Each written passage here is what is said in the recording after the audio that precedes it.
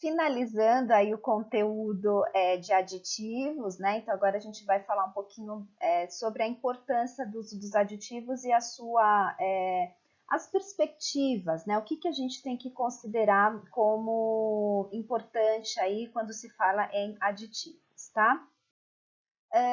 Bom, então o aditivo, né, resumindo, ele permite um aproveitamento de excedentes de produção e sua conservação, então por isso que ele é importante, né, ajuda na redução de custos, por exemplo, ajuda na segurança, na melhoria do produto, na própria produção, mantendo ou realçando características próprias, né, tornando atraente e contribuindo para aumentar o shelf life, para melhorar a aceitação do consumidor, né? Então é interessante nesse sentido, você produz um alimento que o consumidor acaba aí se interessando pelo uso, né, pelo consumo desse alimento. Então é isso que eu falei, né, no interesse do consumidor. E no interesse do produtor, né, favorece a preferência, competitividade e custo, né? Então essas são a importância quando se fala aí do produtor. Ele realmente diminui custo e é vantajoso para ele, tá? Quais são as considerações importantes? O emprego incorreto dos aditivos, então a gente tem que usar os aditivos que são corretos, os aditivos que são que devem ser utilizados. Então, por exemplo, né, a gente tem lá, eu falei para vocês dos conservantes.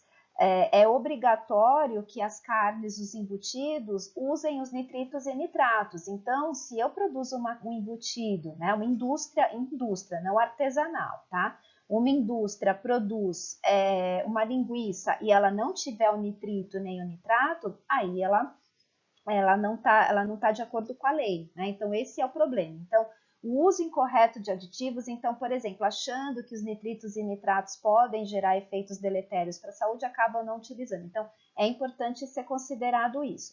É importante ser considerado que a indústria não pode ultrapassar as quantidades, os limites aceitáveis, então a Anvisa, ela fica realmente em cima disso, né? Ela realmente avalia lotes para saber se está de acordo ou não, né?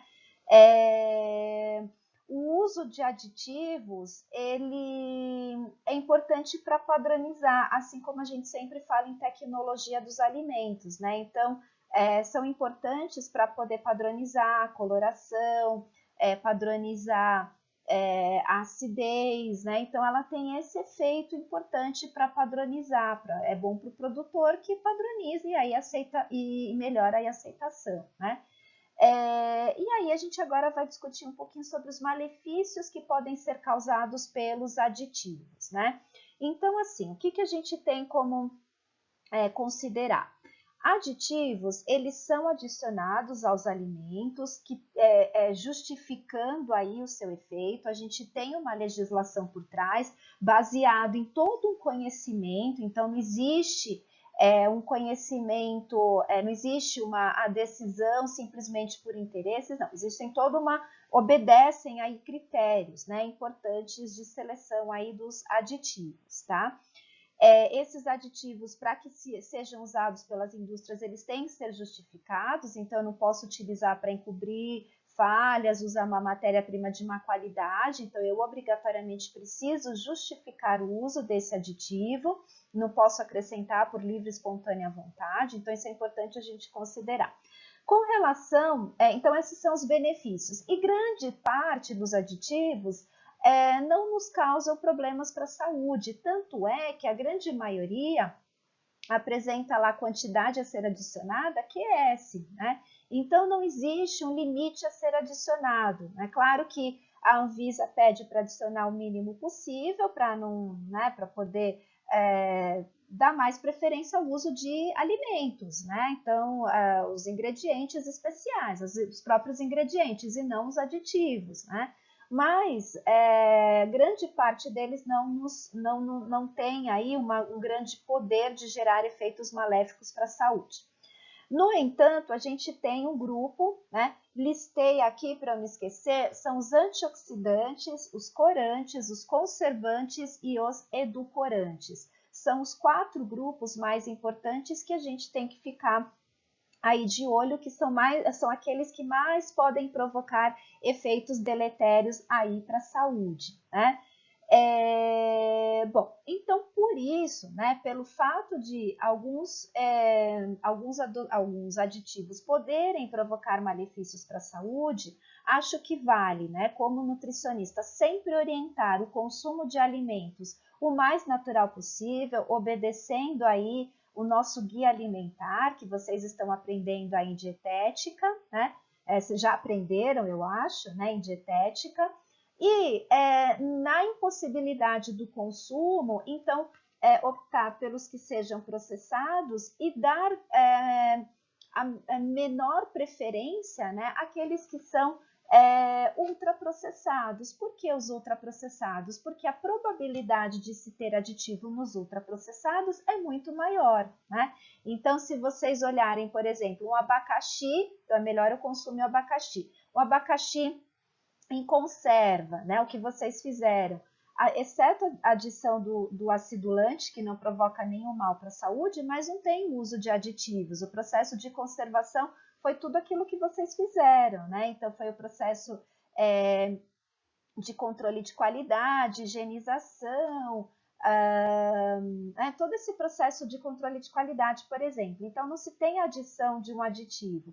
No entanto, se eu pego esse abacaxi, né, e insiro dentro de um suco em pó, né, de abacaxi, a probabilidade de se ter um aditivo é muito maior. Então, apesar de eu ter um processo de conservação, que é trabalhado do spray dryer, mas eu vou ter perdas de coloração, então eu vou ter que colocar uma cor, vou ter que colocar aroma. Então, quer dizer, quanto mais processado, mais vai se perdendo, né, a característica do alimento, e por isso mais aditivos vão sendo adicionados. Então, a gente tem que sempre orientar quanto menor processado, né, o consumo menor possível de ultraprocessados vai ser melhor para a saúde. E aqui eu vou deixar para vocês disponível, né, esse artigo. Ele fala o seguinte sobre o consumo de aditivos alimentares e os efeitos, né, para a saúde, os desafios para a saúde pública, né? Então, ele vai falando um pouquinho sobre o consumo desses aditivos, principalmente os corantes pelas crianças, né? Principalmente o amarelo crepúsculo, tartrazina, eritrosina, azul brilhante, então aquele vermelho bordô. Então a gente tem aí alguns corantes que estão já definidos, né, que eles podem gerar câncer, eles podem gerar, então principalmente se for consumido entre crianças, pode gerar hiperatividade, déficit de atenção, as alergias, né? Então, as alergias, formação de petequias na pele e até a hipersensibilidade futura, né? Gerar uma sensibilidade maior e que essa criança não vai poder consumir qualquer tipo de alimento e vai gerar aí uma certa sensibilidade. Então, a grande preocupação do consumo de alimentos, principalmente aqueles ricos em corantes para crianças, né? Quando se fala em neoplasias, remete também ao uso dos corantes. Então, nesse artigo, né, vocês vão conseguir observar, né, vão ler alguma coisa relacionada, né, a relação, né, de corantes com o desenvolvimento de neoplasias.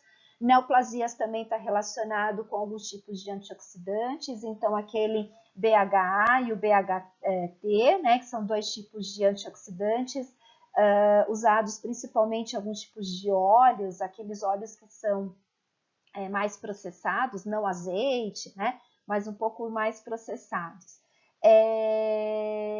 Então, eles podem aí gerar formação de câncer, e aí a gente tem o grupão dos edulcorantes, né? Dentre os edulcorantes, eu destaco para vocês o aspartame. Até hoje, gente, não existe nada que fale que relacione, né, o aspartame com efeitos deletérios para a saúde, principalmente neurológicos, né? Então, quando a gente ingere o aspartame, a gente consome, vai ser digerido, e aí a gente consome ácido aspartico, fenilalanina e o metanol. Aí a gente pode falar, bom, o metanol, que é aquele que pode gerar o efeito deletério. Mas para que esse metanol gere um efeito deletério, eu precisaria ingerir, né, que os artigos falam de 280 até 600 litros de bebida diários, né, contendo aí o aspartame. Então, quer dizer, existe aí discussão sobre o aspartame, né? E aí também se tem a discussão do uso dos edulcorantes sobre as gestantes, né? O aspartame também não foi visto nenhum problema em relação ao consumo pelas gestantes, apesar de que eu saliento, né, de que que é difícil se ter um estudo específico com gestante, né? Porque a gente não vai. Que gestante que vai se propor a fazer o estudo e o próprio comitê de ética não permite, né? Então, vão se estudando, então existem aí as controvérsias, mas já se falou que sobre as gestantes o aspartame não dá certo, né? Não tem problema, mas a gente também tem que ter as nossas levantar as nossas dúvidas, né?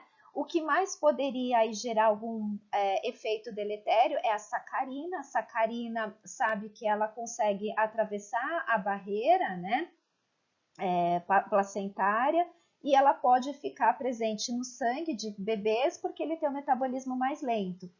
E essa sacarina pode gerar também algum efeito deletério. Então, também não se sabe, assim, está em fases de estudo, né? Então, assim, o que fazer, né? Então, qual é a recomendação maior? Então, para gestantes, para crianças, principalmente esse grupão, quanto mais natural possível, melhor. Ah, mas eu quero consumir um alimento industrializado, que ele seja menos processado e diminuir ao máximo o consumo desses alimentos que são ultraprocessados, né?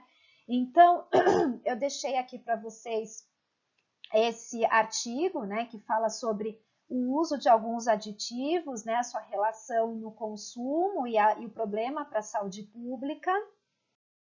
E deixei um outro também que fala um pouquinho sobre a mutagenicidade e os antimutagênicos, né, que são dos corantes, especificamente dos corantes, presentes aí nos alimentos e o que eles podem gerar aí, câncer ou não.